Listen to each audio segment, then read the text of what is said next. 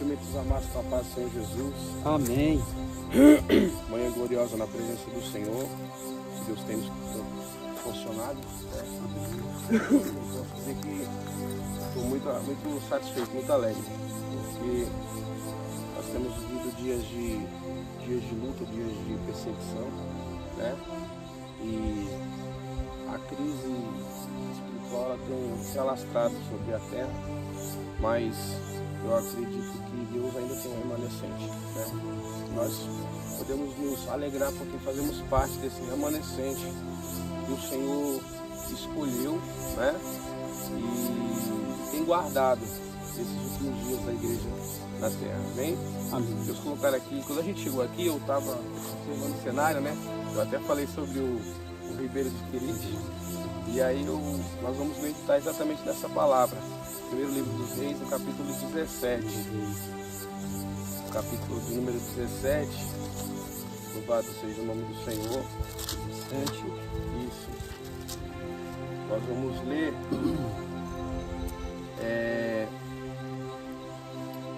a partir do versículo. Louvado seja Deus. Nós vamos ler a partir do versículo 15. Primeiro livro dos Reis, capítulo 17, versículo 15 e 16. Aqui é um cenário bem complexo, né? Sim. Complexo e extraordinário. Só no capítulo 17 existe algumas coisas assim, extraordinárias, né? Para Deus falar com a gente nessa manhã. Capítulo 17, versículo 15 diz assim: E foi ela e fez conforme a palavra de Elias, e assim comeu ela e ele e a sua casa muitos dias. Da farinha da panela, ou da panela a farinha não se acabou, e da botija o azeite não faltou, conforme a palavra do Senhor que falara pelo ministério de Elias. Amém? Amém. O cenário aqui, até então ele não era, a crise não era financeira, até então a crise ela era espiritual. A Bíblia diz que Acabe, ele, depois de assumir o reinado, né, ele começa a mudar o destino da vontade de Deus, né? Acabe vai se aliar com pessoas, vai se aliar com culturas pagãs que vai contra a vontade do Senhor. A gente sabe que nós temos um único Deus que está acima de todas as coisas. A Bíblia diz que só Ele nós devemos adorar, só Ele nós devemos dedicar louvor e adoração. Mas a Bíblia diz que Acabe ele se alia e ele se casa com Jezabel. Jezabel era uma mulher pagã, servia a deuses pagãos, diga-se de passagem, Baal. E Acabe vai construir em Samaria um cenário, né, exclusivo para adoração a Baal, saindo fora do contexto da vontade de Deus. O texto diz que Acabe é tão ruim, tão ímpio, que ele faz muito mais para irritar a Deus do que qualquer outra coisa, né? Como se não bastasse uma casa para adoração a Baal, ele ainda coloca um poste na frente da casa dizendo assim: aqui a adoração é exclusiva, aqui deve-se adorar a Baal. E aquilo vai chamando a atenção de Deus e vai irritando o coração de Deus. E agora aparece o profeta Elias. Agora o texto que me chama a atenção, irmãos, é que o Espírito Santo insere Elias. Eu até costumo falar que Elias não cai de paraquedas. Ele aparece de repente na história e ele já aparece trabalhando, né? O texto não vai falar sobre a sua genealogia, não vai dar maiores detalhes, vai dizer apenas que Elias, que era o tisbita, né, dos moradores de Gileade, hoje então a atual Jordânia, ele aparece no cenário e o cenário já era caótico, o cenário já era crítico, né? A questão espiritual estava indo de ralo abaixo e Elias aparece como a palavra. E eu aprendi que uma das varas de Deus trazer correção é a fome, né? Uma das varas que Deus usa para corrigir o homem é através da fome. Porque o homem ele é dotado de necessidades, o homem tem muitas necessidades. E todos os dias o homem precisa de alguma coisa. E uma das coisas que o homem mais precisa é o que? O alimento. É verdade? O homem precisa de alimento, porque se não se alimenta, não tem vida. O alimento é o que traz vida. E a Bíblia diz que Elias aparece, olha para Acabe e diz assim: Acabe, o Deus que vive em cuja face eu estou. Olha a maneira que ele aparece no cenário, né? É como se ele dissesse assim, ó, o Deus que eu sirvo tem me escolhido para mudar a história desse lugar, para mudar o cenário, para mudar esse cenário. Se não, daqui a algum tempo, quando eu voltar, se eu não voltar, a história daqui não vai mudar. Não vai haver chuva enquanto eu não voltar para determinar que vai chover novamente. E o texto diz que a chuva cessou. Só que Deus não permite o profeta ficar no cenário. Deus prepara um cenário diferente para o profeta. Mas não é porque Elias era profeta que Elias também não ia passar por situação difícil. Não é verdade? Deus tem nos escolhido, Deus tem nos chamado, Ele tem nos nomeado. Mas nós também vamos passar por situações difíceis, nós também vamos passar por luta, também vamos passar por privações.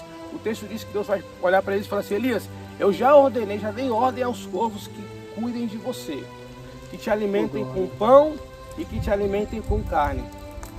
Vai para o ribeiro, porque de lá você vai beber água. Quando eu olhei para esse ribeiro, para esse riacho aqui, eu lembrei desse texto. É interessante que a gente está vivendo dias de calor, né? Dias sem chuva, mas o riacho ele tem água, né? Ainda tem água. Então o que Deus vem trazer para nós nessa manhã é que ainda tem água para matar a nossa sede. Ainda tem água para saciar a nossa sede. Na verdade, independente do dia, independente do tempo que nós estamos vivendo, dos dias de calor, os dias de dificuldade, o Espírito Santo ainda tem água para saciar a nossa sede. E o texto diz que Elias vai para o ribeiro. E ele passa alguns dias, mas por conta da falta de chuva o ribeiro seca, né? Tinha pão, tinha carne, tinha água. Agora não tem mais água. 80% do nosso corpo depende de água, não é verdade? Sem água nós não conseguimos sobreviver. E Deus ele sabe disso. Só que Deus ele sempre tem um cenário preparado para a vida do seu servo. O texto diz que quando acaba a água do ribeiro, Deus fala assim: Elias, agora você vai para Zarefate ou Sarepta. E você vai porque eu já dei uma ordem para uma mulher que é viúva te sustentar. Irmãos, o que me chama a atenção é que ser viúva já era uma coisa difícil. Naquela época, né? Por quê? Perdeu o provedor da casa. Quando se perdia o provedor da casa, que era o marido, dependia-se agora dos filhos para ajudar nas tarefas para trabalho. Só que o filho dessa viúva era pequeno, ele não tinha condição de trabalho, né? Então ser viúva já era difícil e naquela época ser mulher era muito mais difícil ainda, porque não tinha poder de decisão, não tinha voz, né? Para decidir alguma coisa. Ela estava vivendo à margem. E o que me chama a atenção é que quando Elias chega, Elias encontra ela pegando alguns gravetos e diz para ela assim: mulher, você pode me arrumar um copo com água, por favor? Ela diz: pois não, água é fácil.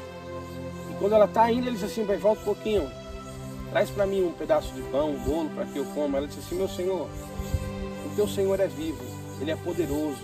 O Deus que você serve é poderoso e sabe que eu não tenho nada na minha casa. O que eu tinha já foi embora tudo. É só um pouquinho de farinha e um pouquinho de azeite. E eu vou fazer disso um pedaço de pão, um bolo, para que eu coma junto com meu filho e a gente morra. Agora, irmãos, como é que Deus manda um profeta na casa de uma mulher para ser sustentado por ela se ela não tinha nem como sustentar ela mesma? Né? Ela não tinha como sustentar nem a própria casa. Como é que ela vai sustentar um profeta? Né? E agora eu vejo Deus entrando na contramão da lógica. Porque Deus ele é extraordinário. Deus ele não depende do subsídio. Eu aprendi que quando eu olho para esse cenário aqui, hoje eu vejo a necessidade de se plantar uma árvore, se plantar uma planta, precisa do quê? De semente. É verdade? Eu consigo plantar aqui sem semente? Não, eu preciso da semente. Só que lá no Gênesis a Bíblia diz que Deus ele disse: produza a terra erva verde. Ele não disse assim: produza semente para que a terra brote, para que brote, depois dê a erva e depois dê o fruto. Não, ele disse assim: produza a terra erva verde, erva que dê semente. Produza o fruto que dê semente. Qual que era a estratégia de Deus? Era trazer o fruto produz a semente, depois o homem vai plantar. é forte, Porque né? Deus não precisa Meu de Deus do subsídio, céu. irmãos. Eu aprendi que Deus ele não depende de matéria-prima. Deus ele não precisa da matéria-prima para fazer as coisas acontecer, não, porque a palavra dele faz materializar. A palavra de Deus é tudo. A palavra de Deus é poderosa. Ele faz surgir do nada o que não existe. Ele faz acontecer. Então ele diz, produza erva, produza o fruto, e esse fruto vai dar semente. Então Deus não dependia de matéria-prima. Deus olhando para Elias e falou assim, Elias, eu não dependo da matéria-prima. Eu faço surgir do nada. Eu faço crescer, eu faço acontecer. Então nessa manhã, irmãos, a palavra do Senhor para a nossa vida é que nós servimos a um Deus que é poderoso para fazer infinitamente mais além daquilo que nós imaginamos. Nós servimos a um Deus que ele é extraordinário. Então, independente das nossas condições, se nós temos ou se nós não temos, o Senhor ele é poderoso para fazer surgir, para fazer acontecer.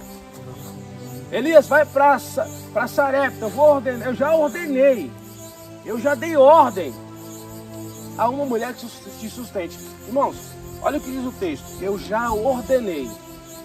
Interessante que quando Elias chega, a mulher poderia ter dito assim, olha profeta, eu já estou sabendo da tua chegada, já vou contando a minha história, né? Eu já vou dizendo para você, o cenário aqui não é bom, o cenário aqui é caótico, o cenário aqui é crítico, eu sou viúva, mora só eu e meu filho, tudo que eu tinha em casa eu já vendia, só sobrou um pouquinho de farinha, um pouquinho de azeite. Não, ela fica na posição, aguardando o momento de se expressar. Nós precisamos ter uma coisa no nosso coração, irmãos. Existe um momento da gente falar, existe um momento da gente calar, né? Porque às vezes a gente quer falar, a gente quer, né?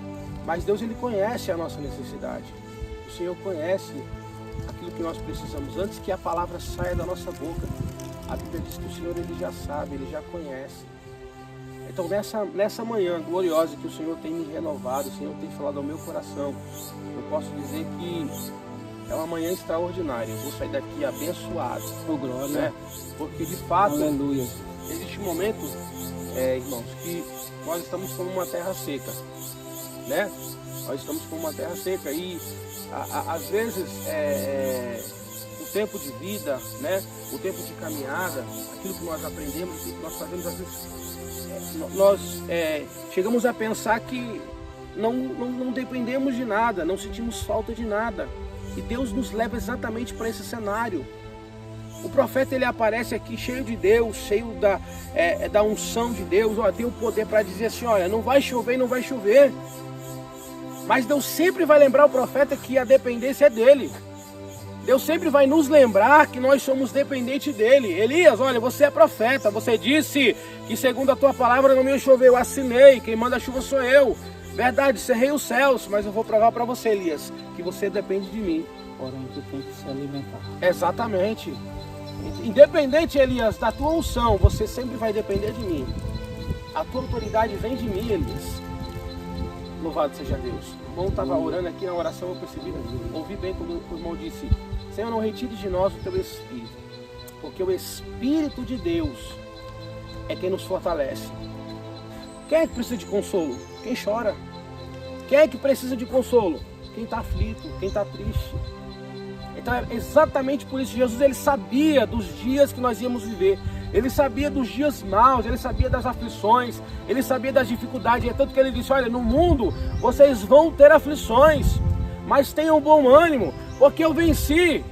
Mas Jesus ele foi um exemplo em tudo. Irmãos, a Bíblia diz que quando Jesus sai do Jordão, que ele acaba de ser batizado, o céu abre, o Espírito desce sobre Jesus e ele ouve uma voz de Deus, o Pai: esse é o meu filho em quem eu tenho prazer.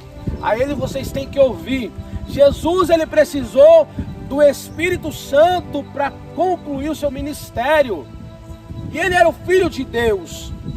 Mas ele estava dizendo para mim e para você: olha, a obra de Deus, ela é tão espinhosa que nós precisamos do Espírito, porque nós vamos pisar em espinhos, nós vamos pisar em abrolhos, nós vamos pisar em pedras, e isso vai machucar. E só tem uma maneira da gente conseguir chegar do outro lado, mesmo machucado, mesmo sangrando, é através da ajuda do Espírito Santo. A Bíblia diz que o Espírito ele conduziu. A palavra conduzir quer dizer orientar, quer dizer informar. O Espírito chega para Jesus e diz assim: olha Jesus, eu sei que você acabou de sair do Jordão, foi batizado, né? As pessoas já estão aqui né, numa tensão. João Batista já deu um testemunho dizendo que o Senhor é o Cordeiro de Deus que tira o pecado do mundo. Já tem alguém numa tensão, já tem alguém aqui porque sabia, havia uma promessa, olha, vai nascer, ele vai chegar. Então já tem uma tensão em prol disso, né? Então, pela lógica ali, humana, qual seria o trajeto de Jesus? Sinagoga, eu vou para a sinagoga pregar. Eu já vou pregar para a massa, para a multidão. O Espírito Santo falou, não é agora não. Você precisa passar ainda pelo teste. Vamos ver se você está preparado mesmo agora. Vai para o deserto. E Jesus foi. Mas antes tem uma observação. O que é que eu vou fazer no deserto? Você vai ser tentado. E Deus, ele dá essa orientação. Porque Deus, a Bíblia diz que ele não deixa ninguém enganado. Jesus, você vai para o deserto para ser tentado. Para ser provado. 40 dias e 40 noites. Na oração, no jejum, na busca. Aí vem o diabo e se coloca diante de Jesus, né? E usa a palavra para tentar convencer Jesus diferente da vontade de Deus. Jesus falou, não, meu filho, a palavra diz assim, ó. Esse é o contexto da palavra. Então, irmãos, Jesus, Deus, ele permite Elias ir para o ribeiro, para o Querite. Está lá o profeta tranquilo, né? Comendo, bebendo e dormindo. Aí Deus fala assim, ó, tu vai sentir a mesma coisa agora do que eles estão sentindo lá. Eles estão agora sem pão, sem carne, sem água. Tu também vai ficar sem pão, sem carne e sem água. Mas para que isso? Porque isso faz parte do processo. Porque se eu permito que você fique aqui, bebendo, comendo, se alimentando e descansando, a minha obra não flui. Eu preciso de você na minha obra. Porque a obra de Deus é como uma engrenagem, né? Ela vai sempre fluir, sempre fluir. O texto diz que Elias agora ele é conduzido para onde? Para a casa de uma viúva. Quando chega lá, minha senhora, a senhora pode me dar um pedaço de pão? Não tem. O que tem aqui é só para mim e para o meu filho. Isso não é problema não. Faça exatamente como você disse aí. Só que faça primeiro para mim. Mas não é porque eu sou profeta não. Não é porque eu sou profeta não. É porque Deus tem uma palavra para a tua vida nessa tarde, nesse dia, nessa manhã. Essa farinha que tem na panela é pouquinha, não é? Ela não vai acabar. Glória. E esse azeite que tem nessa botija é pouquinho, não é? Ele também não vai faltar. Aleluia. Até o dia que Deus manda a chuva sobre a terra. Glória. Até o dia que Deus abrir as janelas do céu e voltar a chover novamente. Enquanto não voltar a chover, não vai acabar. Mas como pode isso?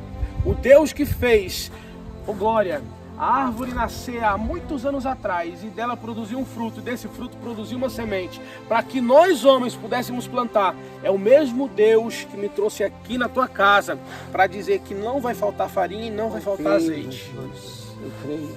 Irmãos, nós servimos a um Deus que ele é extraordinário, irmão. Eu gosto de falar de Deus de uma forma assim, sem limite. Sem limite. A gente não pode pôr limite em Deus. Não pode, irmãos, não pode. Eu falo isso com propriedade, de coração aberto, porque hoje eu estou aqui desenganado há mais de quase 10 anos pelos médicos. Estou desenganado até hoje. O médico disse que eu ia morrer quando eu fizesse o pé fora do hospital. E Deus falou assim, você não vai morrer. O que ele está falando aí, você não vai morrer não. Eu sustento, eu garanto, Deus tem garantido, irmãos, a palavra. Todo dia, tem dia que eu entro no banheiro assim para tomar banho, eu fico falando com Deus, eu falo, Deus, que extraordinário, né, Deus? Eu não podia fazer isso, eu não podia pegar um peso, a artéria se rompia e começava a sangrar dentro da minha cabeça. Sabe? E quando Deus falou assim, olha, não vai mais acontecer, não vai mais e ponto final, irmãos. Pode o mundo Aleluia. virar de ponta cabeça, a palavra de Deus permanece para sempre. Oh, Deus A palavra de Deus, ela é poderosa. Aleluia. Louvado seja Deus. A palavra de Jesus, ela é poderosa. Eu fico olhando assim o extraordinário de Deus. O cuidado que Deus tem com as nossas vidas.